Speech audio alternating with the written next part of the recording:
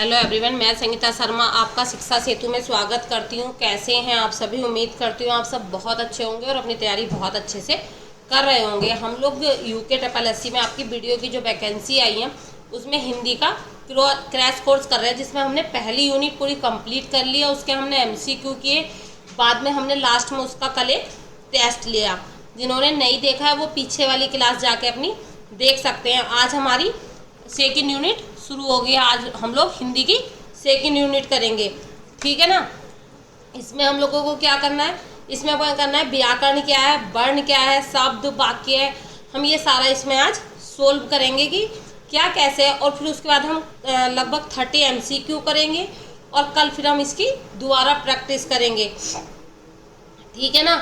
फिर हम इससे आगे कंटिन्यू करेंगे। इस तरह से हम लोग अपना पूरा सिलेबस कवर करेंगे। एक दिन हम थ्योरी करते हैं, अगले दिन हम उसी थ्योरी के MCQ करते हैं और लास्ट में हम जो हमारी पूरी यूनिट कंप्लीट हो जाती है तो हम उसका टेस्ट लेते हैं, ठीक है ना। कल मैंने फर्स्ट यूनिट का टेस्ट लिया था, आज मैं आपकी सेकेंड यूनिट शुरू कर रही हूँ हिंदी की।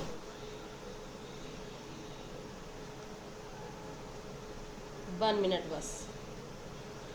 देखो, हम व्याकरण क्या है, व्याकरण क्या है, व्याकरण क्या होता है, व्याकरण व्याकरण क्या होता है, आप लोग मुझे बताओ व्याकरण क्या होता है। व्याकरण आपका बी प्लस आ प्लस करण, यानी कि भली भांति किसी भी चीज को समझने को हम व्याकरण कहते हैं। मतलब है शुद्ध लेखन, शुद्ध उच्चारण और शुद्ध उसका प्रयोग या समझ, जिसको हम व्याकरण आपका कहते हैं। साफ साफ भाषा में कहा जाए तो क्या है व्याकरण? किसी भी व्याकरण का अर्थ है किसी भी भाषा को शुद्ध लेखन, शुद्ध अनुप्रयोग और उसकी शुद्ध उच्चारण व समझ के बारे में बताता है, उसे हम व्याकरण कहते हैं। कि हिंदी का व्याकरण भी होता है, इंग्लिश का व्याकरण भी होता है, ग्रामर कहते हैं जिसे। कहने का मतलब ये है व्याकरण वह ग्रंथ है जिसके द्वारा शुद्ध लेखन, शुद्ध अनुप्रयोग और शुद्ध उसकी उच्चारण जो हम बोल रहे हैं वो किस समझ के बारे में हमें बताए कि यह है, तब उसे हम व्याकरण कहते हैं, ठीक है ना। उसे हम क्या कहते हैं? व्याकरण आपका कहते हैं। व्याकरण में आपका अष्टाध्यायी जो लिखी है वो लिखी है महर्षि पाणिनि ने। किसने? महर्षि पाणिनि ने। और हिंदी के महर्षि पाणिनि कौन है? कामता प्रसाद गुरु। हिंदी के महर्षि पाणिनि कौन है आपके? कांता प्रसाद गुरु। व्याकरण की परिभाषा आप लोग याद कर लेना। क्या? व्याकरण वह ग्रंथ है जिसके द्वारा किसी भी भाषा का उसका लेखन, उसका उपयोग और उसका उच्चारण हम सही प्रकार से कर सके, उसे हम व्याकरण कहते हैं। सही प्रकार से कर सकें, सही प्रकार से हम समझ सकें। मान लो मैं हूँ, मुझे ब ही नहीं पता बी क्या है, तो ये एक व्याकरण ही तो हुआ। जब मुझे पता ही नहीं बी क्या है तो मैं इसका उच्चारण कैसे करूँगी? जब मुझे पता है कि ब पे छोटी मात्रा बी है, यानी कि मुझे इसका व्याकरण आपका पता है, ठीक है ना। फिर आपका आया व्याकरण के अंग। आपके व्याकरण के कितने अंग हैं? व्याकरण के अंग आपके कितने हो गए? 3 हो गए। क्या? वर्ण विचार, शब्द विचार और आपका वाक्य विचार, ठीक है ना। आपके वर्ण के कितने भेद पार्ट हुए, कितने अंग हुए? वर्ण विचार, शब्द विचार और आपका वाक्य विचार। अब क्वेश्चन होता है कि वर्ण विकार क्या है, शब्द विकार क्या है और वाक्य विकार क्या है। देखो, वर्ण विकार क्या है?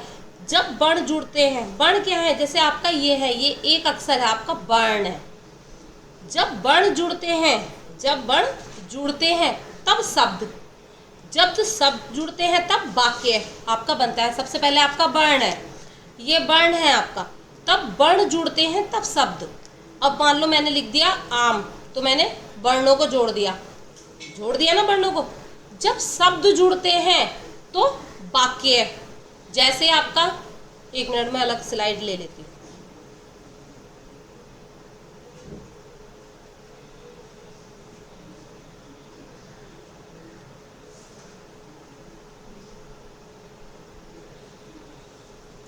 कहने का मतलब क्या है? व्याकरण के अंग। क्या? व्याकरण के अंग। व्याकरण के अंग में आपका क्या आया? 3 आए। वर्ण विचार शब्द विचार, और उसके बाद क्या आया आपका वाक्य विचार। इसे हम पद विचार भी बोलते हैं। शब्द विचार को हम पद विचार भी बोलते हैं। अगर क्वेश्चन में आपका पद विचार आ गया तो कंफ्यूज मत होना, शब्द विचार और पद विचार एक ही है, वाक्य विचार। ठीक है। अब आपका वर्ण विचार क्या है, जैसे ये आपका एक वर्ण हो गया, एक वर्ण हो गया। जब वर्णों को जोड़ते हैं तब क्या बनता है, शब्द बनता है। जब वर्णों को जोड़ते हैं तब हमारा शब्द बनता है, और जब शब्दों को जोड़ते हैं तब हमारा वाक्य बनता है। जैसे अब आ जाओ, अब आ जाओ, ये क्या हो गया, हमारा वाक्य हो गया। ये क्या हो गया, खाली एक, ये हमारा वर्ण हो गया, ये हमारा शब्द हो गया। लेकिन जब हमने इन तीनों को जोड़ दिया, ये हमारा वाक्य हो गया। अब मैंने बोला जाओ आ अब, क्या ये एक वाक्य है? क्या आप लोगों की नज़र में ये वाक्य है? नहीं।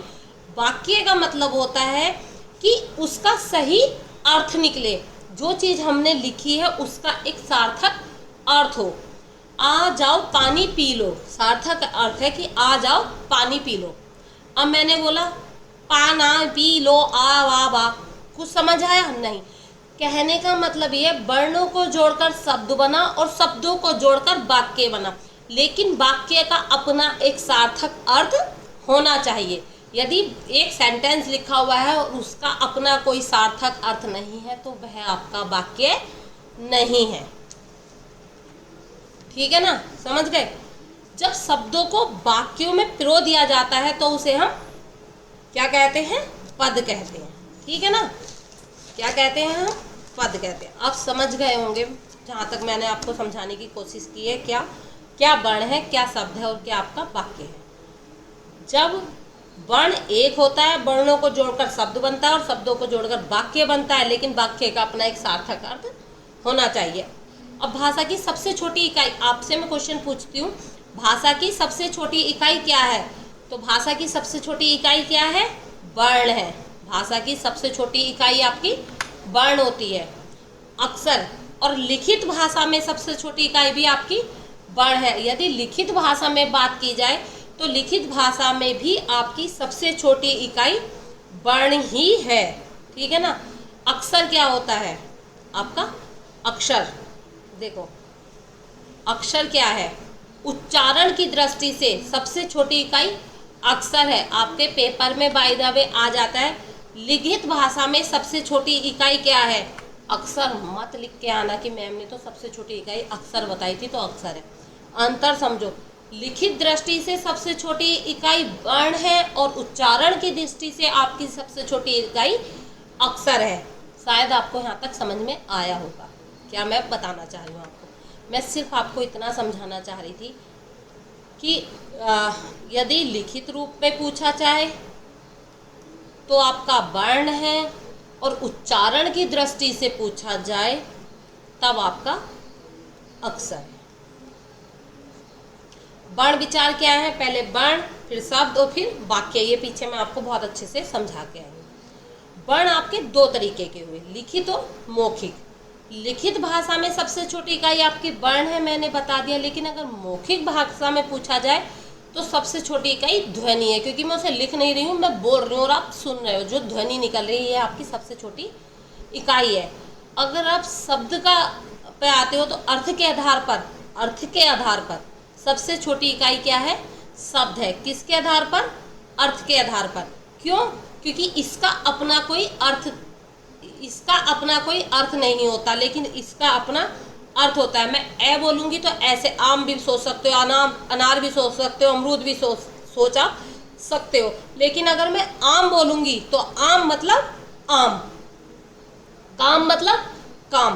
तो अर्थ, जिसका अर्थ निकल रहा है, एक शब्द का ही तो अर्थ निकल रहा है कि एक वर्ण का कोई अपना अर्थ होता है। उस वर्ण को तो आप कहीं भी यूज कर सकते हो, लेकिन शब्द का अपना एक अर्थ होता है। तो यदि क्वेश्चन आपका आ जाता है कि अर्थ के आधार पर सबसे छोटी इकाई, तो आपका शब्द है। वाक्य मैंने अभी आपको समझाया था, भावार्थ के आधार पर सबसे छोटी इकाई आपकी वाक्य है। किसके आधार पर? भावार्थ के आधार पर, मतलब भावार्थ के आधार पर मतलब अर्थ के आधार पर, कि किसी भी वाक्य का जब अर्थ निकले, कोई भाव हो, तो उसके हिसाब से सबसे छोटी इकाई बेटा आपकी वाक्य है। शायद इतना आपको समझ में आ गया होगा। एक बार हम रिवीजन करते हैं क्या क्या मैंने बताया आपको। मैंने बताया व्याकरण, व्याकरण आपका 3 शब्द है, बी प्लस आ प्लस करण। इसका अर्थ है किसी भी चीज़ को समझना, सोचना या उसके बारे में पूरा पता होना, समझना, असलियत है सोच और समझ। व्याकरण का अर्थ होता है, व्याकरण वह ग्रंथ है जो किसी भी भाषा का उसके लिखने में, उसके समझने में और उसके उपयोग में आपकी सहायता करता है, जिसके द्वारा आप उसे लिख सकते हो, सोच सकते हो और समझ सकते हो। अष्टाध्यायी आपकी महर्षि पाणिनि ने लिखी, और हिंदी के जो महर्षि पाणिनि माने जाते हैं वो आपके कामता प्रसाद गुरु माने जाते हैं। व्याकरण के आपके 3 अंग हैं, वर्ण विचार, शब्द विचार और वाक्य विचार। वर्ण विचार वो होता है जो आपका एक वर्ण लिखा जाता है वर्ण।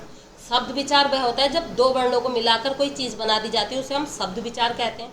जब शब्दों को मिला दिया जाता है उसे हम वाक्य विचार कहते हैं, लेकिन उसका अपना कोई सार्थक अर्थ होना चाहिए। वर्ण क्या है? लिखित भाषा की सबसे छोटी इकाई आपकी वर्ण है। उच्चारण की दृष्टि से सबसे छोटी इकाई आपकी अक्षर है। लिखित दृष्टि से तो मैंने आपको बता दिया वर्ण है। मौखिक दृष्टि से आपकी सबसे छोटी इकाई ध्वनि है, और अर्थ के आधार पर आपकी सबसे छोटी इकाई शब्द है, और भावार्थ के आधार पर आपकी सबसे छोटी इकाई वाक्य है। अभी तक हमने आपका ये सब पढ़ा। अब क्या पढ़ेंगे हम? अब हम पढ़ेंगे वर्णमाला। वर्णमाला क्या होती है? वर्णमाला होती है वर्णों के व्यवस्थित समूह को हम वर्णमाला कहते हैं। वर्णों के, एक बात और, अगर आपका क्वेश्चन आता है वर्णमाला किसे कहते हैं, वर्णमाला किसे कहते हैं, आपके 2 ऑप्शन हैं। पहले में है व्यवस्थित समूह को, वर्णों के समूह को, सॉरी एक मिनट,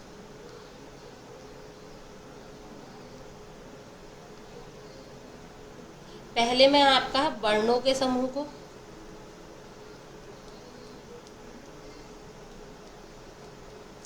सेकंड आपका है वर्णों के व्यवस्थित समूह को।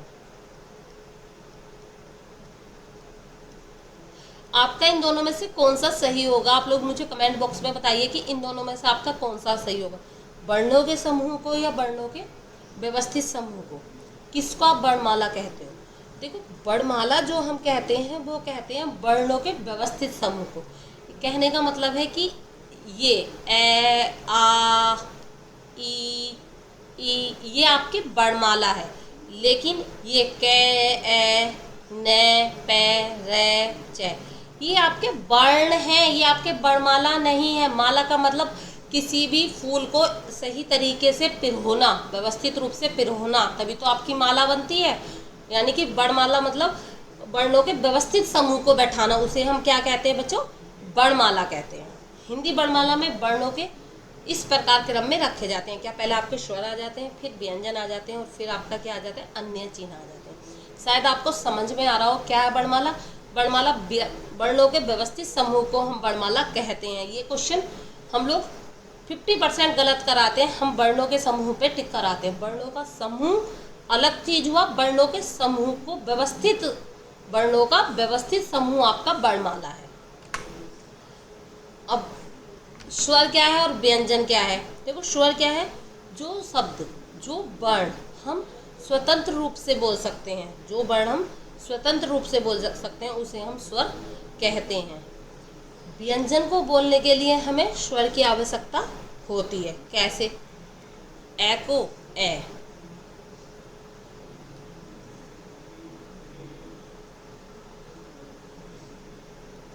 कैसे? ए को हम ए बोलेंगे, लेकिन आपका जो कै है, ए कै, आवाज आ रही है ना ए की, तो इसे बोलने में हमें किस चीज़ की आवश्यकता पड़ी? स्वर की आवश्यकता पड़ी। समझ रहे होंगे यहाँ तक आप। अब हम वर्ण की अगर परिभाषा दें तो हम क्या देंगे? वर्ण की परिभाषा दें तो हम क्या देंगे? भाषा की सबसे छोटी ध्वन्यात्मक इकाई जो अर्थ से स्वतंत्र होती है उसे हम वर्ण कहते हैं। ठीक, उसे हम वर्ण कहते हैं। जो ध्वनि अकेले उच्चारित हो सकती है उसे हम वर्ण कहते हैं। उदाहरण कै चे टे मै ए ई यू, ये सब आपके वर्ण हैं, अक्षर नहीं। ये खुद में कोई अर्थ नहीं रखते लेकिन शब्द बनाने में सहायक है। कै का अपना कोई खुद अर्थ नहीं है, कैसे कबूतर भी होता है, कैसे काम भी होता है, कैसे कुम्हार भी होता है, कैसे, है ना। तो इनका अपना कोई अर्थ नहीं है लेकिन शब्द बनाने में इनका प्रयोग किया जाता है। ठीक, इसकी विशेष गुण क्या है? वर्ण भाषा की रचना का आधार है। इसके बिना आपकी भाषा हो ही नहीं सकती। बिना वर्ण के शब्द की कल्पना नहीं की जा सकती। यदि वर्ण नहीं है तो हम किसी भी शब्द की कल्पना भी नहीं कर सकते। वर्ण का, अब कोई अनपढ़ है, उससे शब्द, कोई अनपढ़ है उसे कुछ नहीं पता क्या वर्ण है, क्या क्या है, कुछ नहीं पता। ठीक है, उसके लिए आप ये लिख दो, उसे तो पता ही नहीं वर्ण क्या है, तो शब्दों की कल्पना कैसे वो कर सकता है ना। इन्हीं के द्वारा तो शब्द बना आपका। वर्ण के संयोजन से शब्द बनते हैं और शब्दों से वाक्य। ये मैं आपको बता के आया। अब वर्ण में और ध्वनि में क्या अंतर है? ध्वनि वह श्रव्य प्रभाव है जिसको हम कानों के द्वारा सुना जा सकता है। ये भाषा का मौखिक रूप है। अनपढ़ हो, देखो कोई अनपढ़ है वो इसे नहीं पढ़ सकता, लेकिन वो, मैं उसे बोल रही हूँ कि जाओ काम कर लो, वो इस चीज़ को समझ सकता है। लेकिन मैं अगर उसे लिख के दे दूँ, बोलूँ तो हूँ ना, क्या वो इस चीज़ को समझ सकता है? क्या वो इस चीज़ को समझ सकता है? लिखी हुई को नहीं समझ सकता ना। तो ध्वनि कानों के द्वारा सुनी जाती है, भाषा का मौखिक रूप है।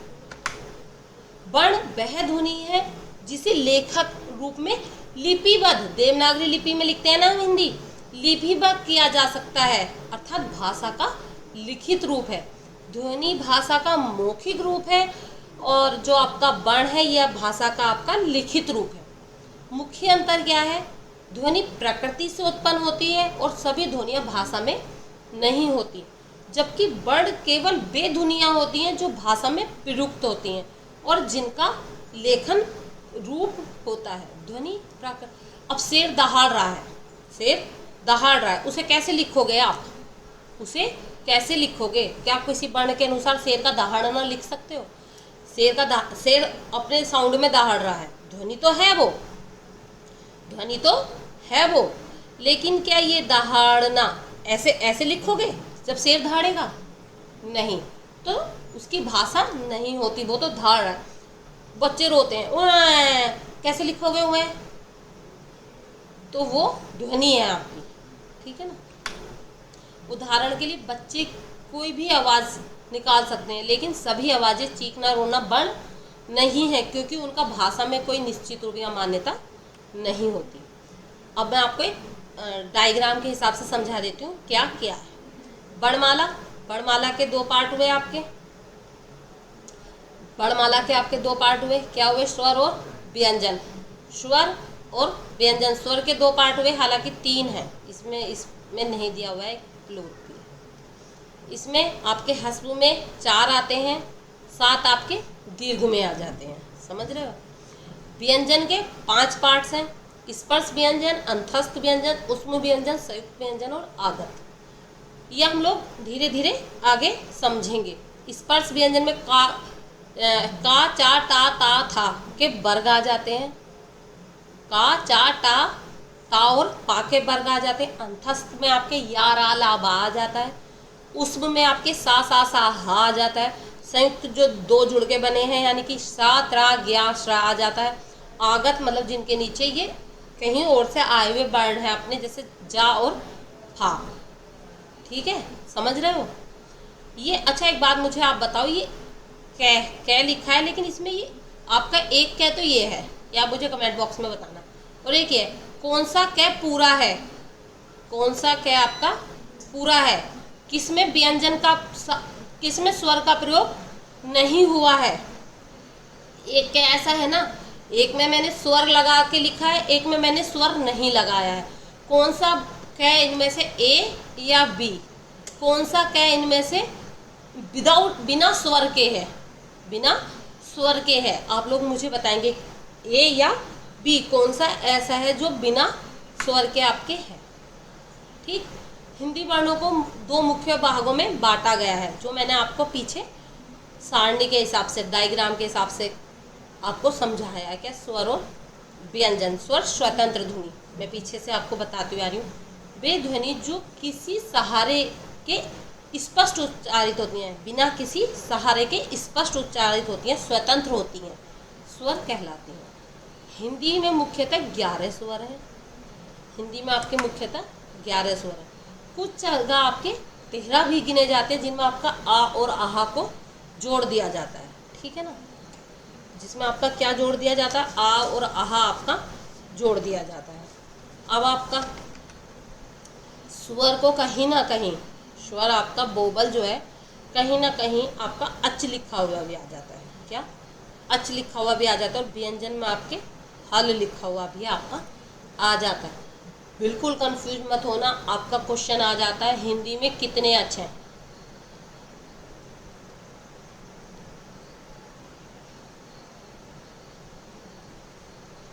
तो हिंदी में आपके 11 अच हैं।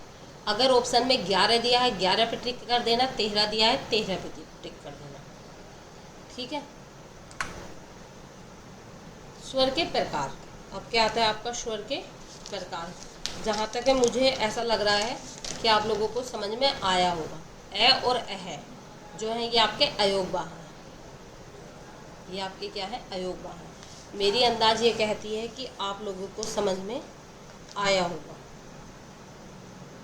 आप लोग मुझे बताना ज़रूर कि आप लोगों को समझ आ रहा है या आपका नहीं आ रहा। ठीक है ना।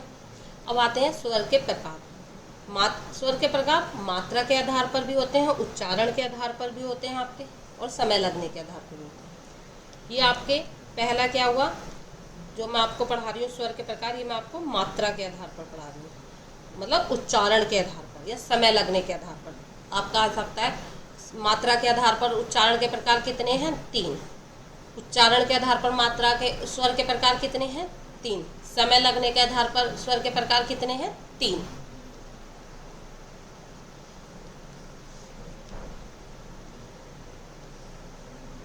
मतलब उच्चारण में लगने वाले समय के आधार पर।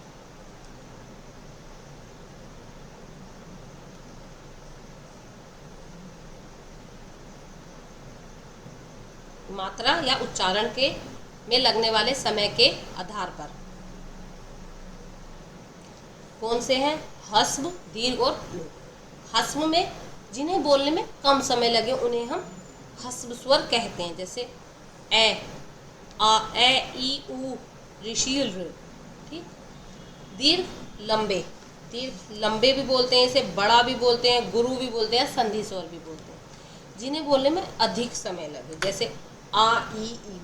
क्या है, आ, ई, ऊ। इस तरह से ये कितने हैं, 7 हैं। इन्हें संयुक्त स्वर भी बोलते हैं, लेकिन इन्हें आपका अगर आता है तो इन्हें आप, अगर संयुक्त स्वर हो उसमें नहीं है ऑप्शन में, तो आप इन्हें दीर्घ ही लगाओगे। क्या, आ, ई, ऊ 3 ही हो गए, और ये आपके 4 ही हो गए। सब क्या है, ये दीर्घ हैं। ठीक। फिर आगे आके प्लुत या त्रिमात्रिक, इन्हें हम त्रिमात्रिक भी कहते हैं। 3 या इससे अधिक मात्राओं में प्रयोग होने वाले को क्या कहते हैं, प्लुत कहते हैं। दूर से किसी को बुलाना, जैसे मैं बोलूँ राम, आ, मुँह कितना, मैं कितना मैंने खींच दिया, तो इसे कैसे लिखूंगी, राम, है ना। ये आपका प्लुत स्वर में आता है। ठीक है ना। अब क्या है और समझो। ह्रस्व स्वर उच्चारण करने में कम समय लगता है, विच्छेद नहीं किया जा सकता। इसका क्या विच्छेद करोगे आप, इसका क्या विच्छेद कर दोगे,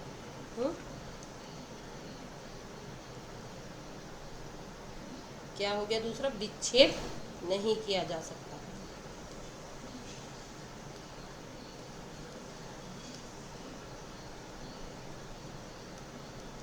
क्या है, जिन्हें बोलने में कम समय लगता है उन्हें ह्रस्व स्वर कहते हैं। क्वेश्चन अगर आ सकता है जिनका विच्छेद नहीं किया जा सकता, उन स्वरों को क्या कहते हैं, उन्हें भी हम ह्रस्व स्वर ही कहते हैं। अब दीर्घ में क्या है, बोलने में अधिक समय लगता है, कितना, हस्व से दुगना, हस्व से कितना, 2 गुना समय जब लगेगा तब आपका क्या हो गया, दीर्घ हो गया।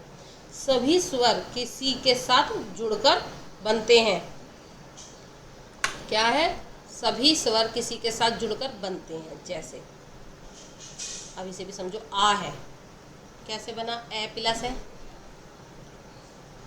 दुगना समय लगा इससे। ई का क्या हुआ, ई प्लस ई, दुगना समय लगा। आई होप थिंक तुम लोग समझ पा रहे होंगे। ठीक, अब आता है होठ, मतलब ओष्ठ के आधार पर स्वर का वर्ण। ओष्ठ मतलब होठ जो होते हैं। वृत्ताकार, वृत्ताकार स्वर में बेस्वर, बेस्वर जिनका उच्चारण करते समय होठ गोल या वृत्त आकृति में हो जाए, गोल या वृत्त आकृति में हो जाए, उन्हें हम वृत्ताकार स्वर कहते हैं। कैसे, ऊ, ओ, ए, ओ, ऐसे तो नहीं बोलते हो ना, मेरे फेस पे ध्यान दो, ऊ गोल हो रहा है ना, ऐसे बोलते हो। आ कैसे हो जाएगा इसमें, आ ऐसे तो नहीं बोलते ना। जब इन स्वरों का उच्चारण किया जाता है तो होठ आगे की ओर गोल हो जाते हैं। ऊ, ओ, अनोष्ठीय या अनोष्ठीय या अवृत्ताकार भी बोलते हैं इन्हें, क्या, अनोष्ठीय स्वर या अवृत्ताकार भी बोलते हैं, क्या, अवृत्ताकार भी बोलते हैं। इन स्वरों का क्या होगा, इन स्वरों के उच्चारण में होठ की विशेष भूमिका नहीं रहती। ए, ई, ऊ, होठ हिल गया ना, अवृत्ताकार भी बोलते हैं इसे, क्या, अवृत्ताकार।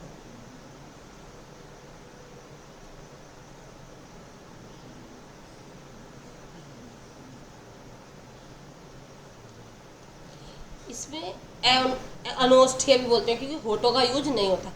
ए, आ, ई, शी, ए, मैंने बिना होठ हिलाए बोल दिया। ऊ, क्या बिना होठ हिलाए बोली, नहीं बोल पाई ना। फिर अवतार स्वर, अवतार स्वर वे होते हैं जिन्हें 2 स्वरों का मेल होता है लेकिन उच्चारण एक ही सिंबल में होता है। जैसे ऐ, औ, ऐ जैसे भैया, ठीक, ए, भै, ए और ई का एक साथ हो गया ना, औ, कौवा, ये ए और ओ का मात्रा एक साथ हो गया ना। इनमें एक स्वर से शुरू होकर दूसरे स्वर पर समाप्ति हो जाती है। जैसे ऐसे ई की ओर जाना। फिर आया आपका जीभ की क्रियाशीलता के आधार पर, किसके, जीभ की क्रियाशीलता के आधार पर आपका कितने हुए, सक्रिय स्वर, निष्क्रिय स्वर, ठीक, सक्रिय स्वर, निष्क्रिय स्वर। इसमें आप लोग के 3 ओर होते हैं, अग्र, मध्य और पक्ष, ठीक, ये भी आपके इसी में आते हैं। सक्रिय स्वर ऐसी होती है जिनके उच्चारण में जीभ तीव्र गति से कार्य करती है। उच्चारण करते समय जीभ में सक्रिय हलचल होती है। बोल के देखना, जब इसे पढ़ रहे हो बोल के देखना, ई, ए, जिनमें जीभ आगे की ओर सक्रिय होकर कार्य करती है। निष्क्रिय, इन स्वरों के उच्चारण में जीभ अधिक क्रियाशील नहीं होती, अर्थात वह निश्चित स्थिति में रहती है। यह स्वर अपेक्षाकृत धीमे और स्थिर उच्चारण वाले होते हैं। ए, आ, ऊ, ओ, जीभ ने गति नहीं करी, होठ ने करी, ऊ में जीभ ने नहीं करी। अग्र स्वर, अग्रभाग में, ये स्वर मुख के अग्रभाग, मुख के सामने के हिस्से से उच्चारित होते हैं। जैसे इसमें जीभ आगे की ओर सक्रिय होती है। ई, मध्य में, मुख गुहर के मध्य में उच्चारित होती है। जीभ न अधिक आगे रहती है न अधिक बीच रहती है, बीच में स्थित रहती है। पक्ष में क्या है, जीभ उच्चार, इसमें स्वर मुख के पिछले भाग से जीभ के पीछे की ओर से सक्रिय होते हैं। समझ गए? 3 इसमें लिखे 3 ही जाएंगे, सक्रिय और निष्क्रिय वाले तो है, लेकिन अगर आपका आ जाता है जीभ के आधार पर आपके कितने प्रकार के स्वर होते हैं तो 3 ही लिखे जाएंगे, अग्र, पक्ष, अग्र, मध्य और पक्ष। अग्र जब जीभ आगे की ओर कार्य करके बोले जब अग्र मध्य, जब मुख गुहा के मध्य भाग में बोले तब मध्य, और जब पच्छे वाले भाग से बोले तो पच्छ। अब आपका आता है स्वरों का वर्गीकरण मुंह के खुलाव और होठों की स्थिति के आधार पर। कितने हो गए? 4। सव्रत, ऐशव्रत, विव्रत, ठीक है, सव्रत, अर्धसव्रत, विव्रत, अर्धविव्रत। इसमें आपका क्या हुआ? मुंह के खुलाव के हिसाब से, जैसे सव्रत स्वर जब उच्चारण में मुंह थोड़ा खुलता है यानी कम विस्तार होता है। ये कितने हैं आपके? 4। सव्रत जब थोड़ा मुंह आपका कम खुलता है। वे स्वर छोटे मुंह के खुलाव से बोले जाते हैं। अर्धसव्रत जब सव्रत और विव्रत के बीच में खुलता है, न बहुत कम न बहुत अधिक, ए और ओ हो गया। विव्रत जब उच्चारण करते समय मुंह पूरा खुलता है और ज्यादा विस्तार होता है, जीभ के नीचे होता है, उदाहरण ए, आ, ठीक। अर्धविव्रत जब मुंह का खुलाव विव्रत से थोड़ा कम होता है, विव्रत में तो फुल खुला, विव्रत से थोड़ा कम होता है, ये भी खुले होते हैं पर पूरी तरह नहीं, ए और ओ इसमें आपका आ जाता है। फिर आपका क्या है? अनुनासिकता के आधार पर स्वर का वर्गीकरण। ये भी आपके 2 होते हैं, अनुनासिक और निर्णय अनुनासिक। अनुनासिक में आपके वे स्वर होते हैं जो उच्चारण में नासिका का भी प्रयोग होता है। हम जब बोलते हैं तो हमारी नाक का भी प्रयोग होता है, ध्वनि मुंह के साथ साथ नाक से भी निकलती है, जैसे ए, आ, चंद्रबिंदी वाले। कौन से? चंद्रबिंदी वाले होते हैं ये आपके, या बिंदी लगी हो खाली। निर्णय नास्वर जो होते हैं ये वह स्वर होते हैं जिनमें यह निर्धारित करना आवश्यक होता है कि वे अनुनासिक है या नहीं। कभी कभी लिंगांकन में अस्पष्टता होती है, जैसे ये है। तो यह निर्णय के आधार पर तय किया जाता है कि स्वर अनुनासिक है या नहीं, ठीक है ना। संक्षेप में बता दूं तो जब स्पष्ट रूप से नाक से उच्चारित हो, अनुनासिक संदिग्ध या संदर्भ के आधार पर जिनमें हो वो निर्णय अनुनासिक। हम फटाफट एक बार रिवीजन कर लेते हैं कि हमने क्या क्या पढ़ा, फिर हम आगे बढ़ते हैं। क्वेश्चन हमारे, हम क्वेश्चन करेंगे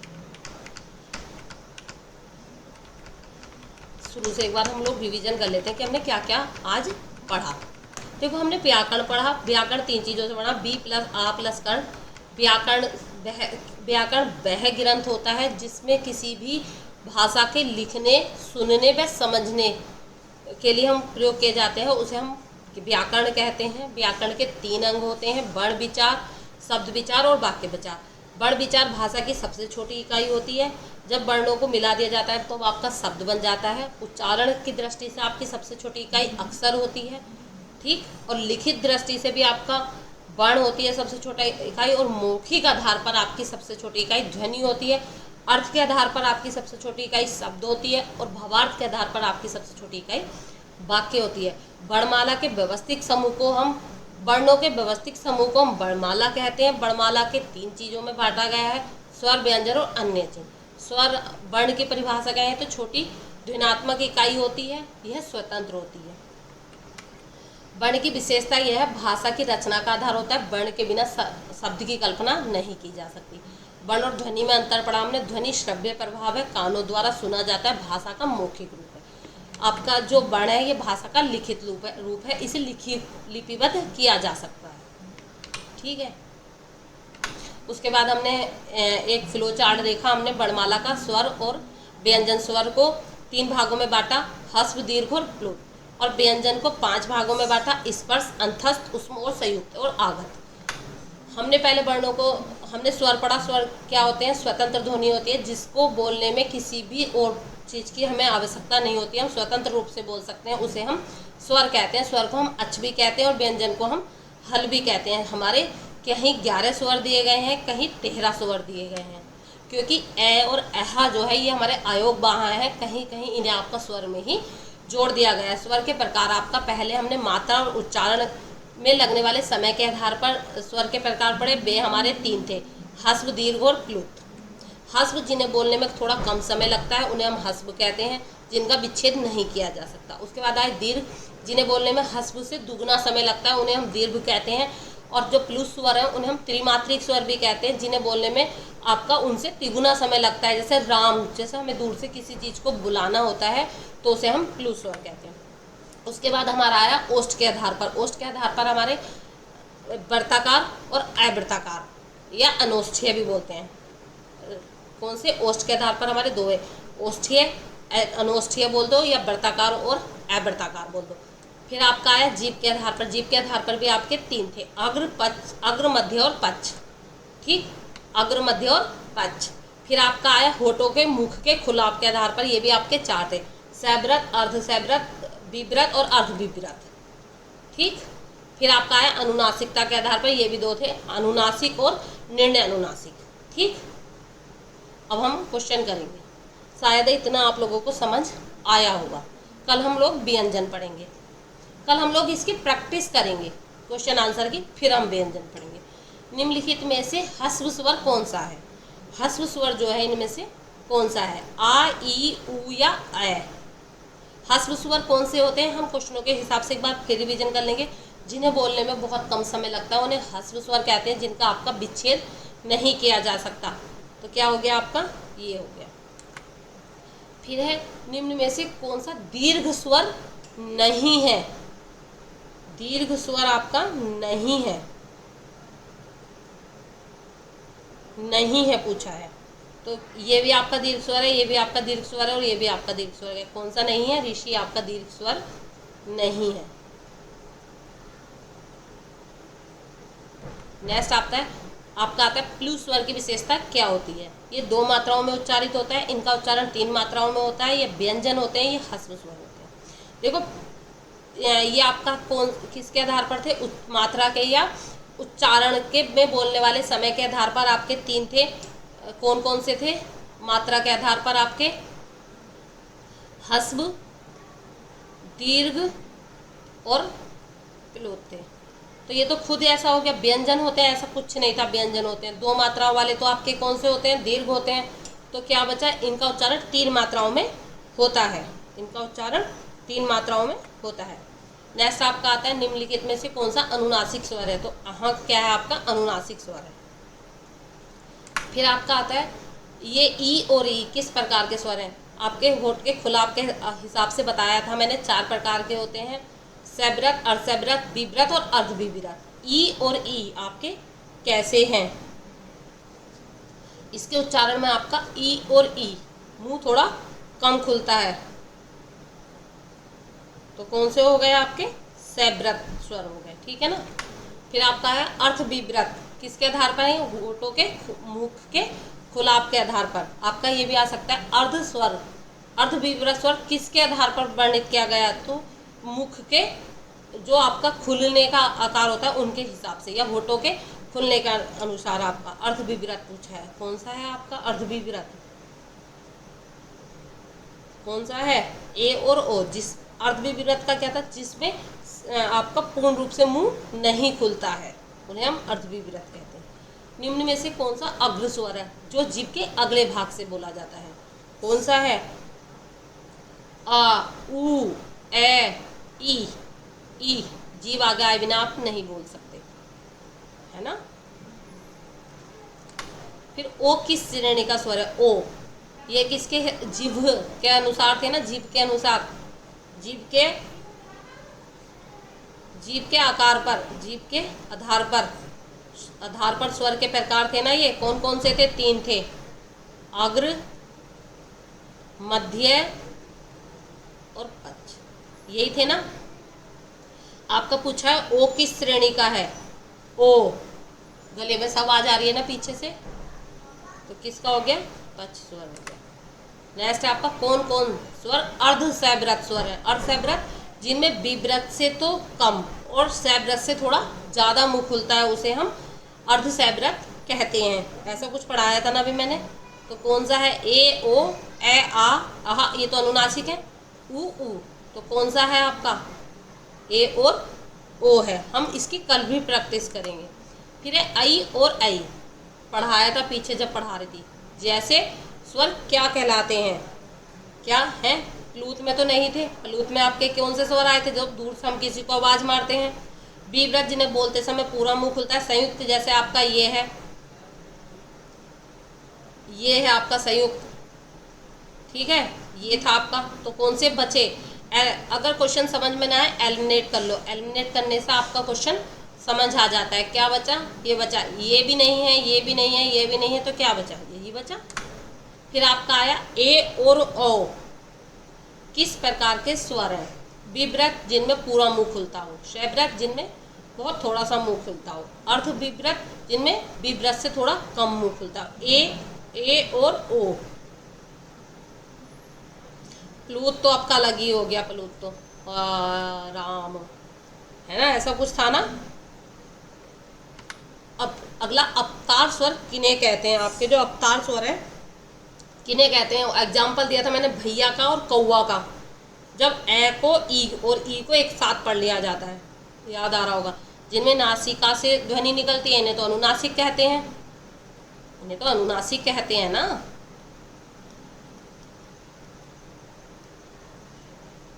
जिनमें व्यंजन सम्मिलित होता है इन्हें हम स्वर कहते हैं। जिनमें 3 मात्राएं होती हैं इन्हें त्रिमात्रिक या प्लुत कहते हैं। तो बचे क्या? जिनमें 2 स्वर हो मिलते हैं, है ना। ऋषि कौन सा स्वर है? आपका जो स्वर है ये ऋषि, ये कौन सा स्वर है? दीर्घ, ह्रस्व, प्लुत या संयुक्त? कौन सा है? ह्रस्व। कौन सा है? ह्रस्व। ओ किस श्रेणी का स्वर है? ओ जो है आपका वो किस श्रेणी का स्वर है?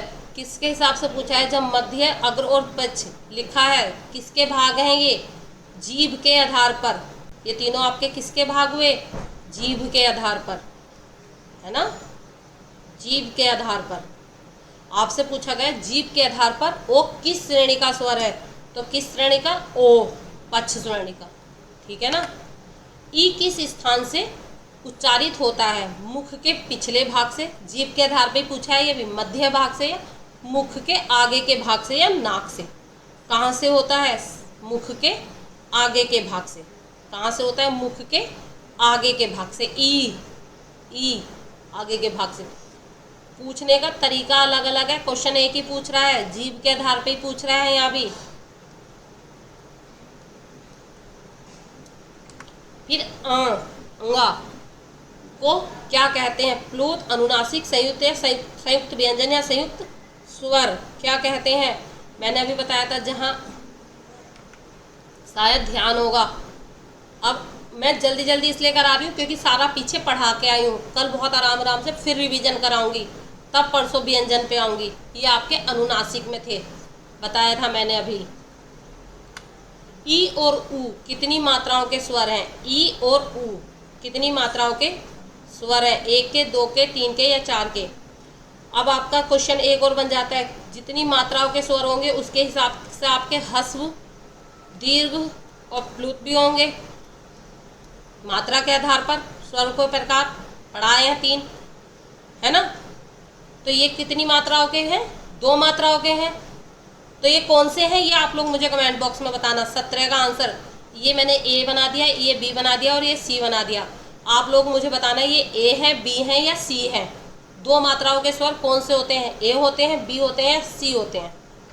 नेक्स्ट आपका आ जाता है आ। किस का उदाहरण है? अभी पीछे से बहुत देर से बताती हुई आ रही हूँ, राम, ध्यान होगा। और ये कौन सा है? एक मात्रिक, द्विमात्रिक या त्रिमात्रिक? तो ये दीर्घ है, ह्रस्व है, प्लुत है, अनुनासिक है? अनुनासिक नहीं है। अनुनासिक कौन सा होता है? ये या ये हो। दीर्घ वो होते हैं जो 2 मात्रिक होते हैं और उन्हें ह्रस्व से बोलने में दुगना समय लगता है। ये किसका उदाहरण है? प्लुत का। बहुत देर से बताती हुई आ रही हूँ, ये इस तरीके से बनाती हुई, है ना। अर्धसैव्रत स्वर में मुख पूरा खुलता है, बंद होता है, थोड़ा खुलता है या मध्य रूप से खुलता है? अर्धसैव्रत में मुख के खुलाव के आधार पर स्वर के प्रकार 4 प्रकार के, सैव्रत, अर्धसैव्रत, विव्रत और अर्धविव्रत। पीछे बताती हुई आ रही हूँ बहुत देर से।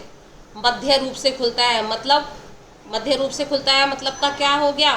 सैव्रत से ज़्यादा और विव्रत से कम।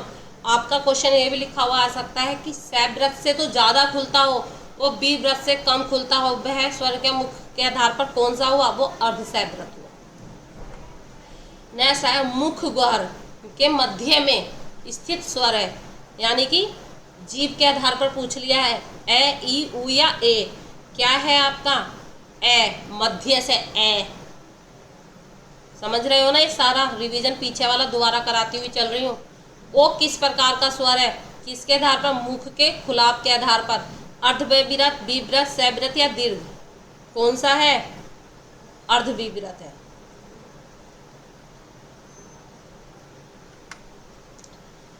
ए और अह में क्या अंतर है, मात्रा का, नासिकीयता का, स्वर का, या कुछ नहीं, किसका, नासिकीयता का, नासिका वाले स्वर है नहीं दोनों। सव्रत स्वर में होठों की स्थिति होती है गोल, पूर्ण खुलाव, आंशिक या बंद। क्या पूछा है, सव्रत में आंशिक रूप से खुलता है, पीछे बता के आई हूँ, आंशिक रूप से खुलता है। मुंह पूरी तरह खुलकर बोले जाने वाले स्वर अर्ध सव्रत, विव्रत या सव्रत या अनुनासिक। देखो अनुनासिक तो एलिमिनेट कर दो, अनुनासिक का तो कोई मतलब ही नहीं। अर्ध सव्रत मुख पूरी तरह से खुलता है, विव्रत हो गए ना, मुख पूरी तरह से खुलता है, किसके, मुख के खुलाव के आधार पर। 4 प्रकार के, सव्रत, अर्धसव्रत, विव्रत, अर्धविव्रत। सव्रत जिसमें मुंह बहुत थोड़ा सा खुलता है, अर्धसव्रत जिसमें विव्रत से ज़्यादा और अर्धव्रत से, विव्रत से ज़्यादा और सव्रत से कम खुलता है, विव्रत जिसमें पूर्ण रूप से खुलता है। अनुनासिक स्वर की पहचान, अनुनासिक की पीछे भी बताया था, कान से सुने जाते हैं, अरे कान से तो सारे ही स्वर सुने जाते हैं, होठ से निकलते हैं, सभी होठ से भी ओष्ठीय हो गए वे तो। दीर्घ स्वर होते हैं, देर तक बोले जाते हैं। क्या बचा, नाक से उच्चारित होते हैं, कान से सुने जाते हैं। बताओ, क्या ए कान से नहीं सुन रहे, ए कहीं और से सुन रहे हैं हम। ऋषि किस मुख्य स्थान से बोला जाता है, मध्य, पक्ष, अग्र या ग्रासिका। किसके आधार पर पूछ लिया, जीभ के आधार पर पूछ लिया, जीभ के आधार पर पूछ लिया ना, मध्य हो जाएगा इसका आंसर। विव्रत स्वर, विव्रत कौन से हैं, जिनमें मुंह पूरा खुलता हो, बोल के देख लेना तब भी बता जाओगे। ए आ, ए आ, निकल लिया साउंड, नहीं निकलता, ए आ। दीर्घ स्वर का उदाहरण है, या बता दोगे आराम से, ये हस्व का है, ये हस्व का है, ये हस्व का है, ये हस्व का है। क्या बचा, ये बचा। 3 मात्राओं वाला स्वर कौन सा है, एक मात्रे, द्विमात्रे और त्रिमात्रे। ऐसी कुछ पढ़ाती हुई आ रही थी ना पीछे से। ऊ का वर्गीकरण है, ऊ का वर्गीकरण है, ऊ हस्व है और पिछले भाग से बोला जाता है। किसके कितने क्वेश्चन सही हुए मुझे कमेंट बॉक्स में बताना, और आपको क्लास कैसी लगी ये भी मुझे कमेंट बॉक्स में बताना। कल हम दोबारा इसी की प्रैक्टिस करेंगे, और परसों, और कल हम दोबारा इसकी ही प्रैक्टिस करेंगे, और परसों हम लोग अगला चैप्टर पढ़ेंगे व्यंजन, ठीक है ना। और जिन्होंने नहीं देखा वो पिछली क्लास जाकर देख लेना, उसमें हमने पूरी फर्स्ट यूनिट कंप्लीट करी है, ये हमारी सेकेंड यूनिट का फर्स्ट टॉपिक था। और आप लोगों को अगर PDF चाहिए तो आप मेरे टेलीग्राम से जुड़ सकते हैं और मुझे कमेंट में PDF लिख देना। Thank you.